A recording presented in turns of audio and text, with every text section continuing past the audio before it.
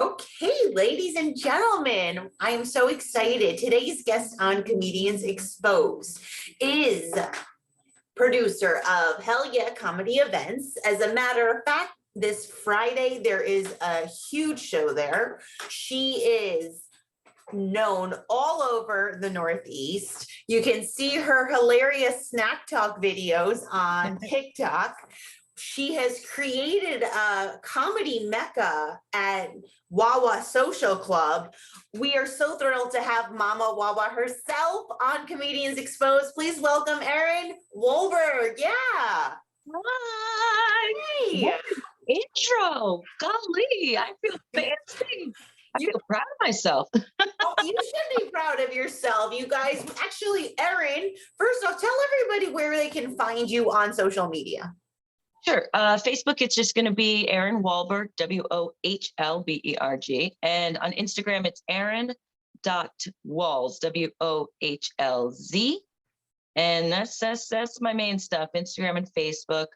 I had TikTok. I got to get back into it. I don't want to promote it yet till I just got a new phone and I'm like, okay, I have room for apps and snack talks coming back, exciting stuff. I loved snack talk. It's funny. It's one of those things people come up to me, like comics I wouldn't even think, and they're like, oh my gosh, you got to make more snack talk videos. And I'm like, you watch that? Okay, sweet. Isn't that weird? Yeah, how things resonate with people that you would not ever think would. No, it's never the ones you think would say that say it, and you're like, okay, all right, I'll take it. Cool. Who's the strangest person? You don't have to give us names, but describe who is the strangest person that really resonated with snack talk. They were like, oh, okay. A black, a single, middle-aged male comic. And in a very sweet way. Oh, you should bring snack talk back. I love that. It's hilarious. It's like, oh my God. Who knew we have a fan base? Yeah, that's one of the things that, yes, and I think that's the best thing about comedy is when you do it, there's so many beautiful, unexpected outcomes from it. Exactly. But before we get into all the comedy, so the whole basis of the podcast, we talk about the vulnerability in comedy. Now, because I like to assume everyone's experience is universal to my own, obviously this whole podcast is teaching me that that's not the case. And for me, comedy is a very vulnerable place. So I want to talk to you first off. What about vulnerability? What does that mean to you to be vulnerable? Oh boy. I'm not sure. It's hard for me to really, I don't know if I can verbalize what it means to me. I can say that I struggle with it because, like as a child, it was just like any sort of expression of like your emotions was just like met with just like, I can't deal with that, So now it's very hard to just be like a little loose. I think for me, vulnerable is also not being on, because I'm a comic. I'm a person that's always on, and to just turn that switch off and allow myself to be me is a very vulnerable position for me. It's very hard, very hard. I struggle to do it even with my husband, just to turn that off, Yeah. If I turn that off and I'm just myself, I'm probably going to say something stupid or, it's something I don't mean, or not be able to explain myself or let something go I don't want to, Yeah. So you said before too, I just wanted to ask about the physical aspect too, because you said it was hard necessarily to put into words. So I was curious, is there a physical reaction you have when you're feeling vulnerable? Maybe, I guess. I definitely find myself like, kind of like covering up more, I would suppose. Sometimes when doing comedy, as you know, you may get a creepy gentleman or two. I don't know if vulnerable is the right word, but I suppose vulnerable if you're feeling uncomfortable. And I find I always want like layers of clothes and like my posture gets bad, because it's just like I feel like, leave me alone. I want to hide. Well, boobs make us exposed. They're sticking out, so like. Well, mine not as much anymore. They're more low, but they used to. Oh my gosh. A bit. Does doing comedy make you feel vulnerable? Sometimes, Yeah. yeah, sometimes. I would say over the pandemic, for sure. Um, as much as I loved all the performing I was doing, it was for other comics. It was the same people. It was really just a lot for myself. And I got a lot of stuff out that really wasn't necessarily funny, but I worked through it. And as weird as that is, that felt vulnerable. Um, I find when I first open, right, if that first joke doesn't hit, that's when all of a sudden all those vulnerabilities and insecurities start to come in. Yeah. But if that first joke hits and I'm feeling like, ooh, I got this, then I feel really powerful. I mean, comedy can make me feel super powerful. Yeah. It's probably why I keep doing it, because I just feel like I command this and people are listening and my voice is being heard. That little miss in the beginning, ooh, it's hard to get it back. Then I feel very vulnerable because every joke after that, I'm like, they didn't like that one. I obviously suck. They're going to judge this one and think it's, Do you or think maybe no. I don't know. I was going to ask you too first about the opening joke, because like some people, I feel like a lot of comics are hard and fast that they have the same opener. Like, this is my opener. You got to introduce yourself right away, like in this one joke. And I'm like, I don't have that. You know what I mean? Like, I just kind of like muddle through still. So, the opening joke, like I feel like, could be, but sometimes, like I said, I don't have consistent opener. Do you use a consistent opener, or is it like I have an older consistent opener I always used. And now I have, and not always, but like as a rule, that was my opener. Sometimes I'd get a little feisty. I would switch it up a bit, but then now I have like a new one that's been more consistent. And again, if I'm doing, I'm not going to do it at mics. I'm not going to do it at every show, especially if I don't have as much time, maybe just a version of it. But I do like to have that. And it's funny you say you're kind of like finding your way through. For a long time, I didn't. And I realized like how important that is for me. Maybe other comics, not so much, but I need to feel confident in the first things that are coming out. And I also, a lot of my writing, my writing is about me, my life, my kids, that's who I am. So people need to get to know me, before they need to learn how adorable I am before I start talking about beating my children, like they need to see, oh, she's cute and sassy. We like her. So for me and the type of comedy I do and who I am, I need an opener to get them with me, understanding who I am, that I'm going to be silly. I'm going to say wacky stuff. It's going to be funny. Yeah. I'm a mom. I like to lay that out there, Put it right down out. What is it? Like 75% of my jokes are about my kids, that kind of stuff.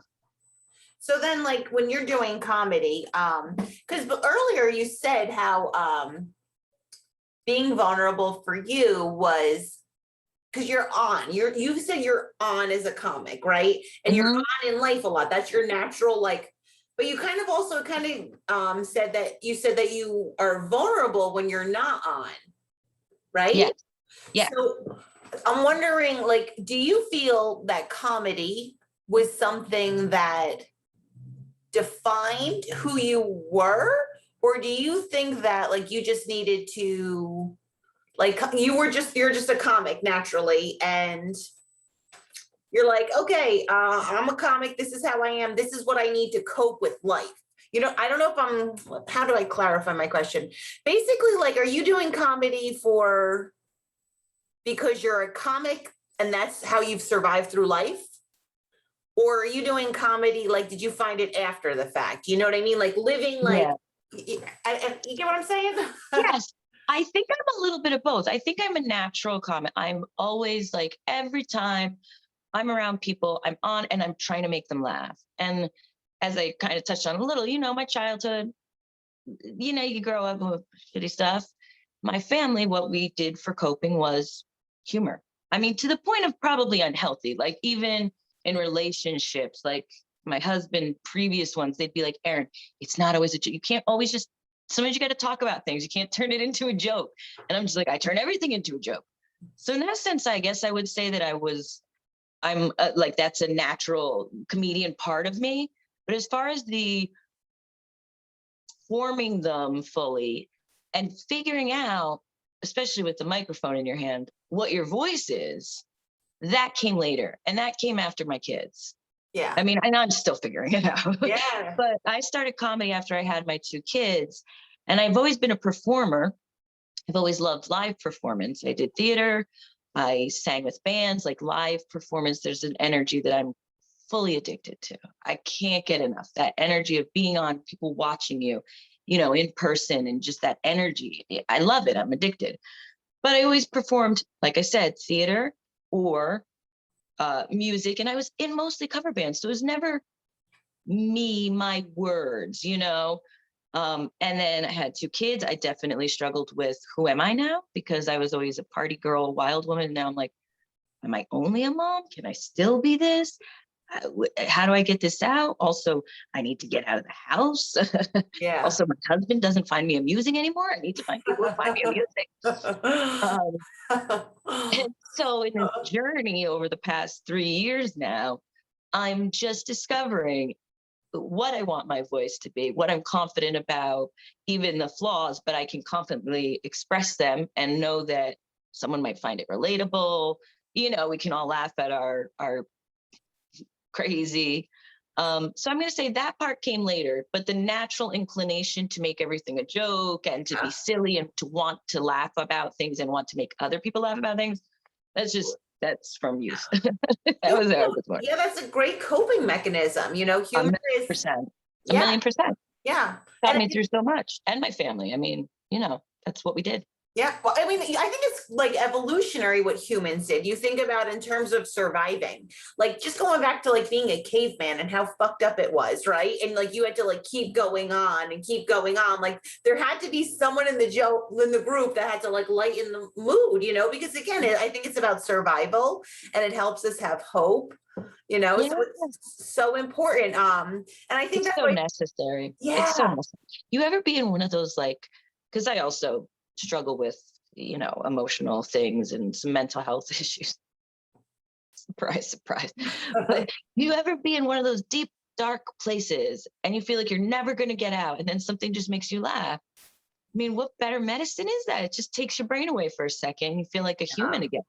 Yeah. And so, yeah, I mean, there's a reason we turn to it. And I think as comedians, we get like a double dose because it's like, as laughing at something is funny, but then to create the laughter, it's there's just such a weird, insane feeling. And like, again, it just It's a like, high. It's a high. It's like, I got to keep doing this. I got to keep doing it. I got to make more people laugh. I got to do, like, I'm sick for that laugh. I don't know what it is. I'm like a junkie chasing a dragon. I'm like, I have a bad set. I'm like, is there another place I can go and do another thing? Like I need it. So bad.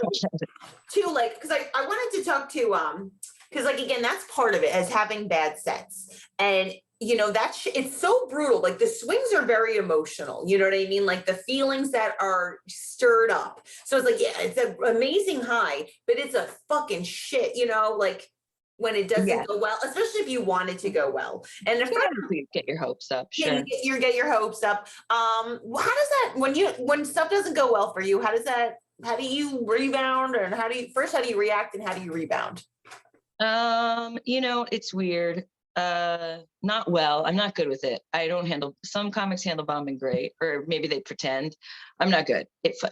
Folks, I get upset, of course. I think about everything that I could have done, that I should have done, where I went wrong, I love when comics are like, well, the audience was tight. And to me, it'll be like, the audience was tight, but I should have got them loose. It's always which is good, that helps you improve. I get upset, and then my confidence, I struggle so bad. And it's so weird because like, if I get up in my head's my worst enemy. And if I have like one bad set, get back up again, get back up again immediately and shake it off, get the taste out of your mouth, shake it off, get a good one in you. I get like 2 bad sets. Like I need that. And that's another thing with the pandemic and not being able to get out that I just missed. I like, and listen, I'm balancing life. I have kids and a husband, and I want to be out telling jokes every night, but they would like me home sometimes. Yeah, it's hard. It's definitely. But when you get that break, it affects me. I Yeah. mean, you know what I mean? I'll fully admit, like, I'm one of those, I need to, just for confidence, so I don't get those bombs, or when I do get those bombs, I feel a little better about it because I know I've been getting up and I know it was a one-off and I know, Right. What about though because you do hear that, and I don't know what the answer is. Like, is there a bad audience? Because you said you're like, oh, sometimes comics will say blah blah blah the audience, and you're like, but. So where do you think you stand then? Is there such a I thing as a think bad audience? bad feels not like a nice word. I'm going to say Okay, rough audiences. They're unsupportive? How about unsupportive? unsupportive audiences. Yeah, they're rough. They're rough on you. They're not there to laugh, or they're just the energy's off, or the room's turned. And yeah, there are bad. I'll use the word bad. What am I fucking? Oh, sorry, I curse. Can I No, it's curse? okay. I put this Oh my on so God. it's 18 years and older. So curse away. Oh fuck Yeah. yeah, you stupid Yeah. Fuck cunt. moms. Ooh. I love saying cunt. It's so bad. My son's in the other room, by the way. Oh no, I won't say it too loudly. It wouldn't be the first time. Not cunt, but shit. Oh my God. Real quick, my sons were playing the other day, and one had Spider-Man and the other had Hulk. And Spider-Man was like, "Oh shit, I forgot my webs." And I was like, "Oh, what am I doing to my kids?" But also kind of proud. Like, he gave Spider-Man a little sass, a little anger. Sorry, off topic. That would be another little adorable video. I think I would love to see. Like, Right? yeah. Webs, oh shit. I'm like, Spider-Man has bad days at work too, you guys. yeah, yeah. So sorry. What were we Oh, no, talking it's about? okay. We were talking Oh, about like bombing. bad audiences and Oh yeah, audiences. yeah. There are bad audiences. Who am I kidding? They're bad audiences. You want to be like, why are you at a comedy show? Why are you here? Yeah. They're not helping you. But my thing now, and especially, well, it always should be, I try to make checklists to go through, because you forget, like before a show. Like I like to be in the room. I like to see a couple comics before me, at least, if not more. Like I want to feel I want to experience what the audience is experiencing before it's my turn to take them on the journey. Does that make sense? But I mean, do I always do that? No. So I have like these little checkoffs of like little to-dos before each thing, like scope this out, scope that out, pay attention to the audience, pay attention to the vibe, Yeah. And when it's a bad audience, I always look at it as I'm gonna crack them, like it's a challenge, like I'm gonna get them. Yes. I've not reached the level where that happens a lot. But I do think the more I do it, I'll get there someday. Because you can see the people who have been doing it longer are way better at cracking them. Does that make sense? Because also usually they have more time. Also, I think when you have more time, you can I really. make a huge difference. Oh Yeah. my gosh, so much, so much difference. I'm just now kind of saying, Erin, okay, let go of. Here's your set. Here's all the jokes you want to get in.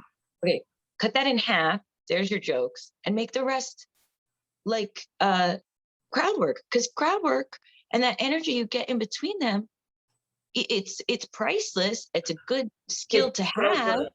It's such a good skill to have. You don't look at a headliner and they're not doing crowd work, at some point or another. They're not diving in. And it's like when you're at this level of comedy and you're getting short spots, you only have this many minutes to work with. I want to cram all get all these jokes in. I know. Like, you don't have to do that. I have to give up on that and be like, okay, the jokes have value, but so does the crowd work. Yeah. But what about though the whole process? Because like sometimes like I feel like for me, I fixate on I do that too. Like I'm like, this is my set.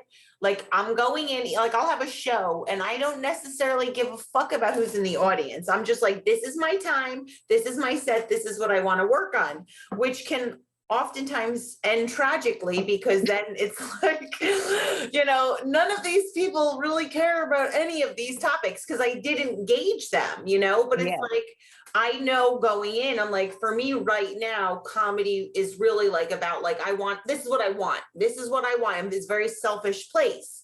So cool.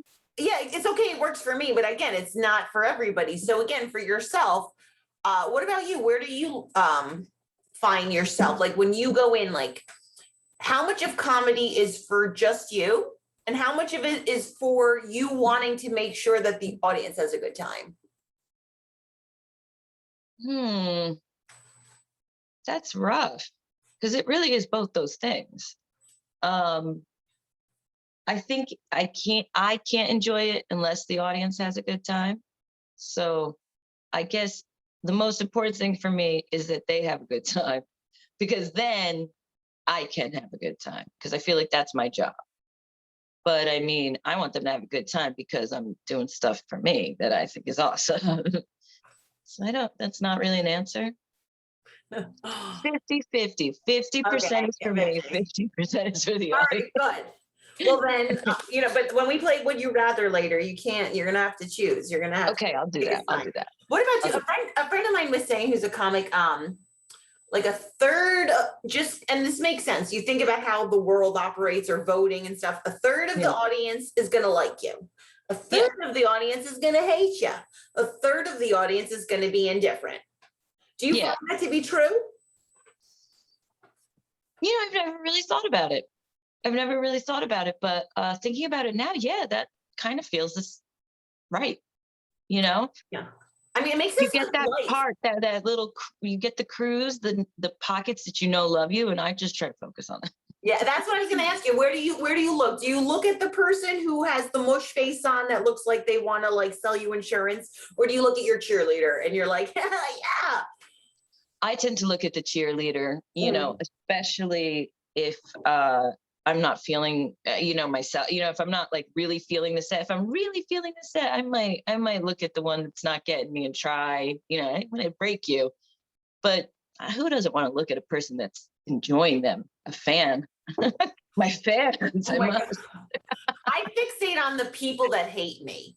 Like I can literally go through my brain in shows, like I have their images ingrained in my, it's like, yeah, they're like burned in my head, like I can remember doing this spot and I like, don't believe you though. huh? I don't believe you. Nobody hates you. Oh my, you're so sweet. This is why you're Mama Wawa, because she's the peacemaker and she's so kind and that's very nice, but I know I'm a bitch and it's okay. That's part of being vulnerable is embracing. You're a lovable bitch. Oh, yeah, still a bitch, but that's okay. Thank you. And it's all right. Well, I know, because it's hard because sometimes, part of doing comedy is talking about stuff that's in your life. So, the things that I think about sometimes are weird or angry, and unfortunately, like some people don't like that, so. You gotta speak your mind. Yeah. What about for you? Like, what about some of your jokes that make people uncomfortable, or that would be like, that would cause them to be in that third group that hate you? What would be those topics for you? That hate me? I'm using hate as just the hyperbole of language. Yeah. I definitely feel like sometimes when I do jokes about my husband, it makes the audience uncomfortable.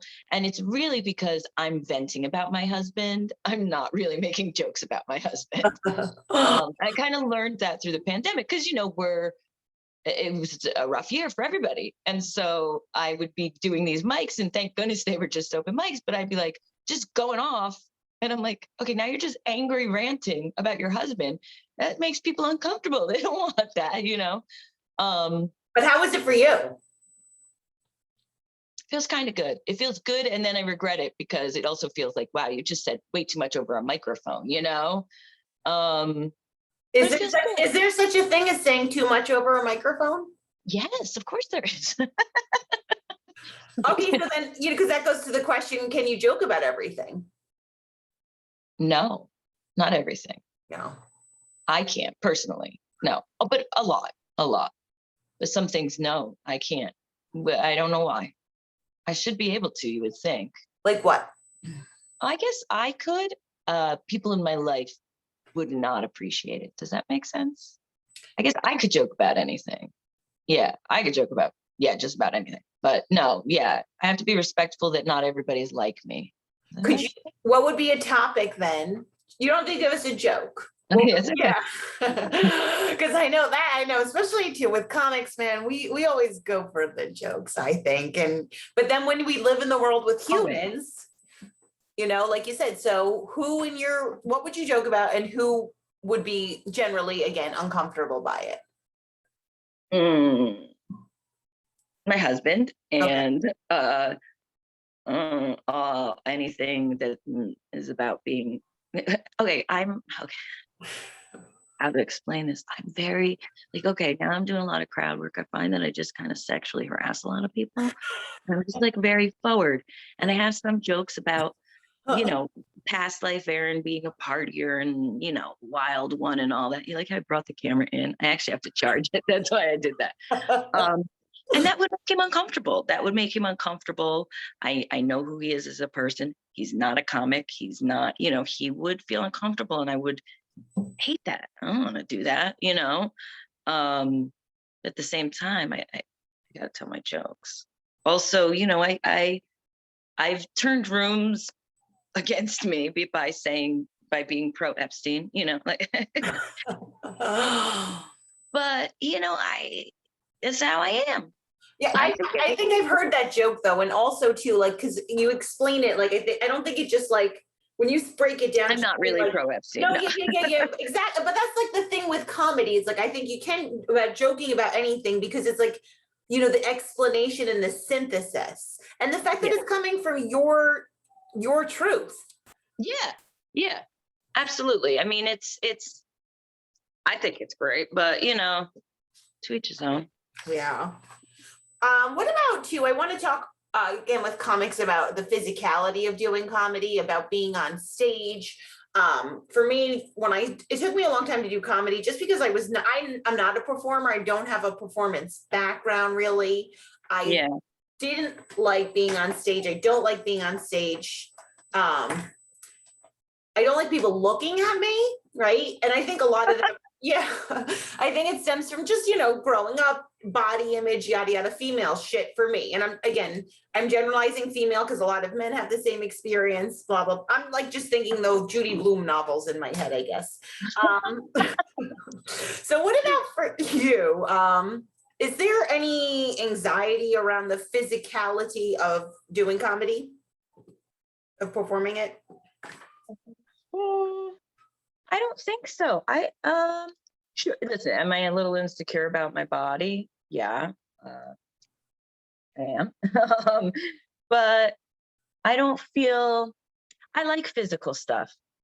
I like being goofy, I want to be more confident with it. I know a lot of people like hate it. They're like, oh, act out, don't do it, I'm like, why? If you have a funny physical, ability, why not do it? Yeah. I am insecure about my body, like most. Sorry. Okay. Yeah, we're charging. Now we're working. Now we're working. I swear, at some point I'm gonna be good at the technical side of things. Okay, I'm back and I'm ready to focus. Sorry. It's okay.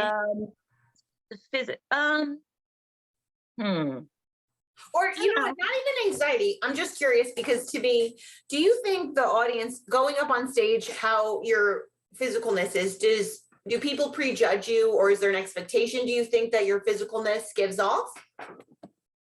Well, I think being a female right away, I mean, we are in a very predominantly male situation.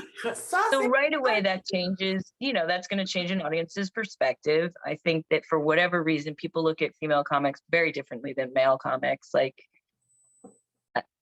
it's like I feel like they make you work harder for the laughs. They might love you just based on your looks or something, because that happens to me all the time.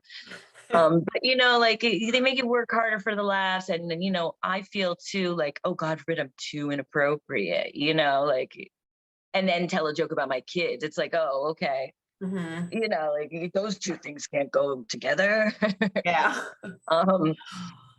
So I don't know. I think there's certain things I don't know. And again, a lot of male comics, like I've heard so often, yeah, women aren't funny, blah, blah, blah.